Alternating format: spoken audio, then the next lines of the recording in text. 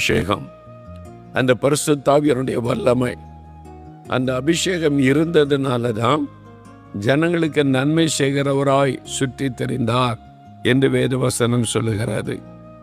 அப்போ நாம் மற்றவர்களுக்கு பிரயோஜனமாக இருக்கணுமானா இந்த அபிஷேகம் அவசியம். அல்லேலூயா. சரி, இயேசு கிறிஸ்துவின் மீது இருந்த அந்த அபிஷேகம், அதை பற்றி தான் சுருக்கமாக தியானிச்சுட்டு நம்ம ஜெபிக்க போகிறோம். அவர் மீது இருந்த அபிஷேகத்தை குறித்து வேதத்தில் வாசிக்கும் போது லூக்கா 4 அதிகாரம் 1 வசனம் வாசிங்க.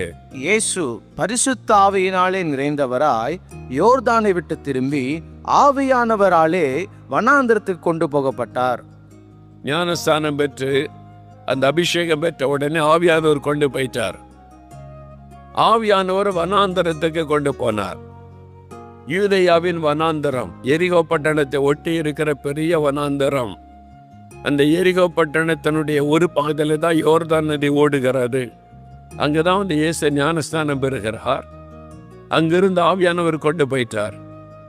ஆவியானவர் எப்படி தூக்கிட்டு போனார் இயேசுவ வனாந்தரத்துக்கு? எப்படி கொண்டு போனார்? வசனம் சொல்லுது, ஆவியானவர் வனாந்தரத்திற்கு கொண்டு போனார். எப்படி? இயேசு அப்படியே தூக்கி கொண்டு போய் ஆவியானவர் வனாந்தரத்தில் விட்டுட்டாரா?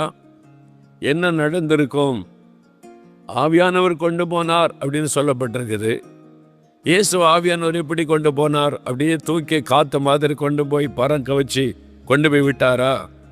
எப்படி? நம்ம வசனத்தை வாசிக்கும் போது கேள்வி கேட்கணும்ல. நீங்க நியாயமான கேள்வி கேட்டு கேட்டு கேட்டு வசனத்தை தியானிச்சாதான் நிறைய காரியத்தை ஆவியானவர் விளங்க பண்ணுவார்.